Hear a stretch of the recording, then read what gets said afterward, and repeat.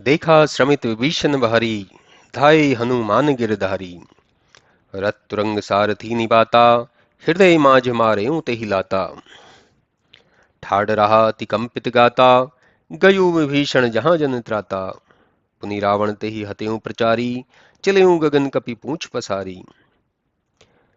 जब हनुमान जी विभीषण को थका देख पर्वत को लेकर दौड़े, तो उनके पास जाते ही रावण के रथ, घोड़े और सारथी को मारकर उसकी छाती में एक लात मारी। फिर भी वह अति कुपित शरीर खड़ा रहा और विभीषण राम जी के पास आ गए। फिर रावण ने हनुमान को ललकार कर मारा, तो वह पूंछ पसार कर आकाश में उड़ गए। जब रावण ने हनुमान की पूंछ पकड़ी, तो हनुमान जी उसको लेकर आकाश में उड़ गए और फिर वे प्रबल वीर हनुमान उनके साथ भिड़ गए। दोनों समान योद्धा एक दूसरे को मारते हुए आकाश में लड़ने लगे। छल बल करते हुए दोनों आकाश में ऐसे सुशोभित होते हैं जैसे कज्जल पर्वत और सुमेरु पहाड़। हनुमान जी नाना भांति से रावण को वश में करना चाहते, पर रावण वश में नहीं होता। तब हनुमान ने राम जी का स्मरण कर धीरज धर रावण को ललकारा। उस पर शस्त्र छोड़ने लगे। दोनों वीर पृथ्वी पर गिरते हैं, फिर संभल कर उठते हैं। देवगण दोनों की जय मानते मनाते हैं। वानर और भालू हनुमान जी को संकट में देख अति क्रोधित हो चले, परंतु रणबावला रावण ने अपनी प्रचंड बलशाली भुजाओं से सब वानर वीरों का मर्दन कर दिया। जब राम जी ने देखा कि हमारे सब वीर हार रहे हैं, तो सबको ललकारा। तब उत्साहित होकर वानर दौड़े। तब उनकी अखंड सेना को देखकर रावण ने अपना पाखंड फैलाया। अंतर ध्यान भयों ये क्षण एका, पुनि प्रगटे सी खल रूप अनेका। रघुपति कटक भालु कपि जेते, जहां तहां प्रकट दशानन तेते। देखे कपिन अमित दश शीशा, भागे भालु विकट भट कीशा। चले बली मुख धरई न धीरा, त्राहि त्राहि लक्ष्मण रघुवीरा। रावण क्षण भर में अंतर्ध्यान हो गया। फिर वह दुष्ट नाना प्रकार से भयानक रूप दिखाने लगा। राम जी की सेना में जितने भालू और बंदर थे, उतने ही रावण दृष्टि आने लगे। जब वानरों ने बहुत से रावण देखे, तो वे वीर विकट भालू बंदर धैर्य छोड़ भाग चले, और वे बलवान राम लक्ष्मण कहकर त्राहि त्राहि करने लगे। दसों दिशाओं में करोड़ों रावण दौड़ते, जो भयानक और कठोर गर्जन करते थे। जितने देवता थे, सब डरकर इधर उधर भाग चले और कहने लगे, हे भाई, विजय की आशा छोड़ दो। सब सुर जीते हूं एक दशकंदर, अब बहु भय तकहु गिरिकंदर। रहे विरंचि शंभु मुनि ज्ञानी, जिन जिन प्रभु की महिमा जानी। एक रावण ने तो सब देवताओं को जीत लिया। अब तो बहुत हैं, चलो पहाड़ों की कंदरा में छिप चलें।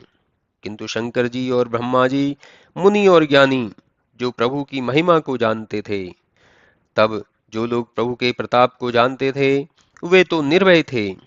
किंतु वानर और रीछ शत्रु की माया को ही प्रबल मान गए और डर के मारे विचलित होकर भागकर प्रभु के पास आ गए। हनुमान नील नल बांकुरे वीर सैकड़ों वानरों ने दशानन को मारे, परंतु वे माया के रावण फिर नए होते जाते थे। देवता तथा वानरों के विकल देख राम जी हंसे और क्षण भर में धनुष बाण साज कर सारे रावणों का संहार कर दिया। प्रभु क्षण मह माया सब काटी, जिमि रवि उदय जाय तम फाटी। रावण एक देखि सुर हर्षे, विपुल सुमन पुनि प्रभु पर बरसे। प्रभु ने क्षण भर में सब माया को काट दिया, जैसे सूर्य के उदय होते ही अंधेरा नाश हो जाता है। जब देवता अकेले रावण को देखे, तो प्रभु के ऊपर बहुत से फूलों की वर्षा करने लगे।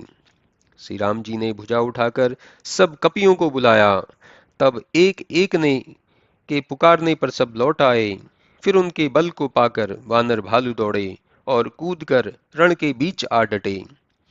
रावण ने जब देवताओं को प्रशंसा करते हुए देखा, तो मन में कहने लगा कि इनके लिए तो मैं अकेले ही काफी हूं।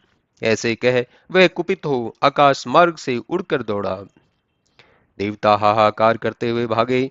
तब रावण बोला, मूर्खो, वायु के आगे कहां जाते हो। देवताओं को विकल देखकर अंगद रावण का पैर पकड़कर भूमि पर गिरा दिए। रावण का पैर पकड़ जमीन पर पटक लात मारी। अंगद जी खुशी खुशी राम जी के पास पहुंचे। फिर रावण संभल कर उठा और क्रोधित हो अति कठोर गर्जना की, और उस मूर्ख ने घमंड कर 10 धनुष चढ़ाकर असंख्य बाणों की वर्षा की। फिर सब वीरों को घायल कर अपने बल को देख रावण अति हर्षित हुआ। तब श्री राम जी ने रावण के शिर, भुजा और धनुष बाण काट गिराए, परंतु वे फिर ऐसे ही उत्पन्न हो गए जैसे तीर्थ में किए पाप नए हो जाते हैं। शत्रु के सिर और भुजा को बढ़ते हुए देखकर वानर और भालुओं का बड़ा क्रोध आया, तो वे दौड़े और कहने लगे, यह मूढ़ भुजा और सिर काटने पर भी नहीं मरता है। अंगद, नल, नील और हनुमान और महाबलशाली मयंद वृक्ष और पहाड़ों को रावण पर प्रहार करने लगे, तो रावण उन्हीं पहाड़ों और वृक्षों को लेकर वानरों को मारने लगा। वहां पर तो कोई बानर रावण को नख से निकोड़ता, कोई लात मारता। तब नल, नील उसके सिरों पर नखों से उसे ललाट को चीरने फाड़ने लगे। रावण अपने सिर से रक्त बहते देख अति क्रोधित हो वानरों को पकड़ने के लिए हाथ फैलाने लगा, परंतु सबों को पकड़ न सका। सभी वानर उसके सिर पर भौरे के समान थे। जामवंत और बंदरगण पहाड़ और वृक्ष को रावण को ललकार ललकार कर मारने लगे। इस पर रावण फिर अधिक क्रोधित हो अनेक वीरों को पृथ्वी पर पटकने लगा। जब जामवंत ने अपनी सेना का संहार होते देखा, तो कुपित हो रावण की छाती में एक लात मारी। रावण के हृदय में लात मारते ही वह भूमि पर गिर पड़ा, परंतु भालू रावण के 20 हाथ में ऐसे पड़े हैं जैसे रात्रि में कमल के बीच में भौरे बंद हो जाने पर पड़े रहते हैं। उसी मूर्छा में जामवंत फिर एक लात मारकर प्रभु के पास गए, और सारथी रात होते देख रावण को रथ में उठा ले गया। इधर बंदर और भालुओं की मूर्छा समाप्त हुई तो राम जी के पास आए। उधर संपूर्ण निशाचर मारे डर के रावण के चारों तरफ खड़े थे। तेहि निशमहा सीता पह जाई, त्रिजटा कही सब कथा बुझाई। सिर भूज बाड़ी सुनत रिपुकेरी, सीता उर भई त्रास घनेरी। उसी रात में त्रिजटा सीता जी के पास जाकर सब कहानी बतलाने लगी। तब शत्रु रावण के सिर और भुजाओं के बढ़ने का हाल सुनकर सीता जी के हृदय में बहुत भय पैदा हुआ। मुख मलिन उपजी मन चिंता, त्रिजटासन बोली तब सीसा। होई ही काह कहसी किन माता, कहीं विधि मारी ही विश्व दुखदाता। सीता जी का मुख उदास और अति चिंतित हुआ। तब ऐसी दशा में त्रिजटा से सीता जी बोली कि हे माता, क्यों नहीं कहती क्या होगा? यह जगत का दुखदाई रावण कैसे मारा जाएगा? जब वह राम जी के बाण से नहीं मरता, तब ब्रह्मा ने न मालूम क्या लिखा है। मेरा भाग्य ही रावण को जिला रहा है, नहीं तो मैं हरि के कमल चरण से अलग नहीं होती। जो स्वर्ण का कपटी और झूठा मृग बनाया, वही देव आज भी मुझ पर रूठा है। जो नाना प्रकार के दुख मुझको सहाया और लक्ष्मण को कटु वचन कहलवाया। जिस विधाता ने प्रभु के विरह रूपी बाणों को देख देख कर मुझे बार बार मारा, और ऐसा दुख पड़ने पर भी जिसने मुझे जीवित रखा, वही ब्रह्मा उसको अब जिला रखा है। बहुविधि करत विलाप जानकी, करी करी सुरति कृपा निधान की। कह त्रिजटा सुनु राजकुमारी, उरसर लागत मरहि सुरारी। श्री राम जी को याद करके सीता जी बहुत विलाप करती रही। तब त्रिजटा ने कहा, हे राजकुमारी सुनो, रावण के हृदय में जब तीर लगेगा, तभी वह देवताओं का शत्रु मरेगा। इसलिए भगवान राम उसके हृदय पर नहीं मारते कि उसके हृदय में सीता का वास है। वे सोचते हैं कि रावण के हृदय में सीता बसी है, और सीता के हृदय में मैं वास करता हूँ, और मेरे हृदय में अनेक ब्रह्मांड हैं। यदि मैं उसके हृदय में बाण मारूं, तो सब ब्रह्मांड नष्ट हो जाएगा। त्रिजटा के ऐसे वाक्य सुनकर सीता जी हर्ष और विषाद से विभ्रम हुई। इस पर त्रिजटा बोली कि आप अपने हृदय के संशय को दूर कीजिए। रावण की मृत्यु इसी प्रकार होगी। त्रिजटा कहती है, हे सीते, रावण की मृत्यु इसी प्रकार होगी। जब राम जी की धनुष से उसका सिर कट जाएगा, तब उसका ध्यान आपसे उतर जाएगा। तब भगवान उसके हृदय में बाण मारेंगे। ऐसा कहकर त्रिजटा ने सीता को बहुत प्रकार से समझाया और पुनः त्रिजटा अपने घर को चली गई। तब सीता जी ने जो राम के प्रभाव का स्मरण किया, तो उनको विरह की बड़ी व्यथा उत्पन्न हुई। इधर आधी रात को रावण जागा तो अपने सारथी पर क्रोधित हो कहने लगा कि रे मूर्ख, तुझको धिक्कार है कि जो मुझे रणभूमि से उठा लाया। रे अधम, तेरी बड़ी मंद बुद्धि है। सारथी रावण का पैर पकड़कर बारंबार समझाने लगा। तब सवेरा होने पर रावण रथ पर चढ़कर फिर आया। रावण का आना सुनकर वानरी सेना में बड़ी खलबली हो गई। तब तो विकट भालू और रीछ अपने कठोर हाथों में पहाड़ और पेड़ लिए वे अति क्रोधित होकर मारने लगे। मार पड़ने पर निश्चरों का दल भागना शुरू किया। दल विचलित करके बलवान वानर रावण को घेर लिए और दोनों ओर से चपेट कर मारने और नखों से फाड़ने लगे, जिससे रावण अति व्याकुल हो गया। तब बानरी सेना को अति प्रबल देख रावण ने विचार किया कि निमिष में अंतर्ध्यान हो जाऊं और माया का विस्तार करूं। जब उसने यह पाखंड किया तो प्रचंड जीवधारी जंतु प्रकट हो गए। जो वेताल, भूत और पिशाच थे, वे सब अपने हाथ में धनुष और नराज नामक बाण धारण किए थे। उसने बहुत से हनुमान प्रकट कर दिए, जो पत्थरों को पकड़कर दौड़े।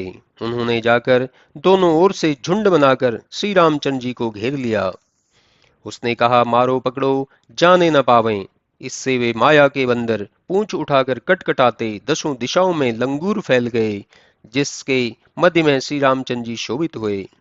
उनके बीच में सुंदर सांवले शरीर वाले राम ऐसी शोभा पाते हैं मानो ऊंचा तमाल वृक्ष हो और उसको अनेकों इंद्रधनुष श्रेष्ठ किनारों से घेरे हो।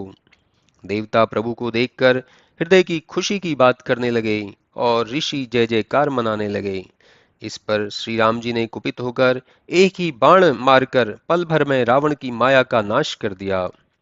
माया का नाश होते ही बंदर और भालू आनंद पूर्वक पहाड़ और वृक्ष ले प्रभु के साथ चले। राम जी ने फिर क्रोध कर बाण छोड़े, जिससे रावण के सिर और भुजाएं फिर कट गई। श्री राम और रावण के युद्ध वर्णन में सैकड़ों शेष, शारदा और कवि भी पार नहीं पा सकते। तुलसीदास जी कहते हैं कि मैं मूढ़ बुद्धि प्रभु के थोड़े से गुणों का गान ऐसे ही कर रहा हूँ, जैसे अपने पौरुष के अनुसार ही मच्छर आकाश में उड़ते हैं। श्री राम जी उसके सिर और भुजाओं को अनेक बार काटने लगे, परंतु वीर रावण मरता नहीं। प्रभु की ऐसी क्रीड़ा को देख देवता और मुनि व्याकुल हो क्लेशित एवं दुखी हुए। काटत बढ़ई शीस समुदायी, जिमि प्रति लाभ लोभ अधिकाई। मरे न रिपु श्रम भयो विशेषा, राम विभीषण तन तब देखा। कटते ही रावण के शिरों का समुदाय कैसे बढ़ता है, जैसे लाभ के बाद लोभ बढ़ता है। परंतु बड़ा श्रम करने पर भी शत्रु रावण मरता नहीं। तब श्री रामचंद्र जी ने विभीषण की के शरीर की ओर देखा। उमा काल मरु जाकी इच्छा, सो प्रभु जन की लेत परीक्षा। सुनु सर्वज्ञ चराचर नायक, प्रणत पाल सुर मुनि सुखदायक। नाभि कुंड सुधा बस जाके, नाथ जियत रावण बल ताके। सुनत विभीषण बचन कृपाला, हर्ष गहे प्रभु बाण कराला। भगवान शंकर कहते हैं, हे पार्वती, जिसकी इच्छा से काल मरता है, वे प्रभु भक्त विभीषण की परीक्षा लेते हैं।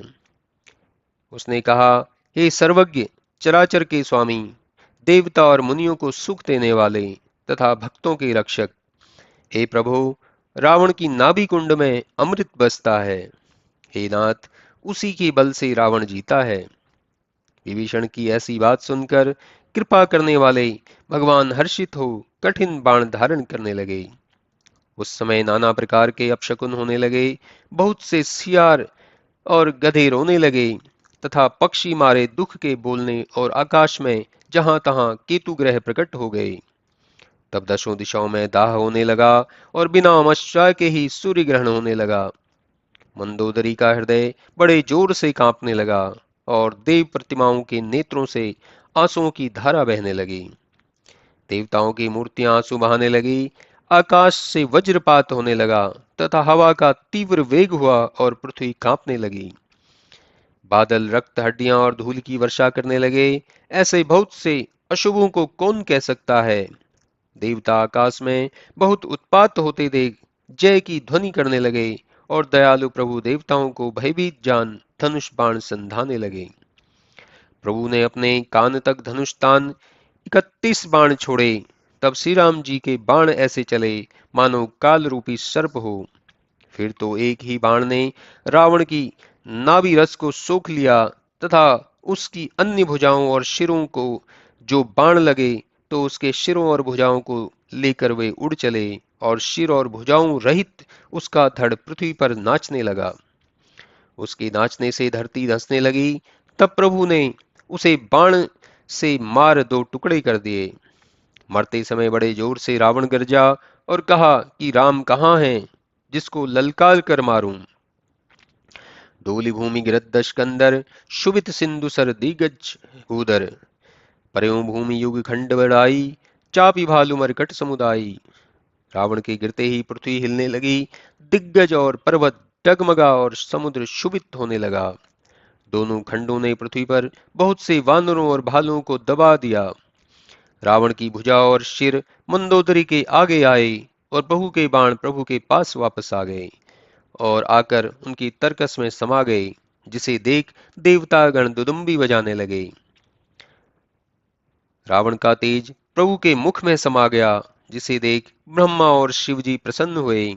नवों खंडों में जय की ध्वनि गूंज गई और प्रबल भुज दंड वाले प्रभु श्री रामचंद्र जी की विजय हो गई। देवताओं और मुनियों के समूह फूलों की वर्षा किए और बोले, हे कृपालु, हे मुकुंद, आपकी जय हो, आपकी जय हो।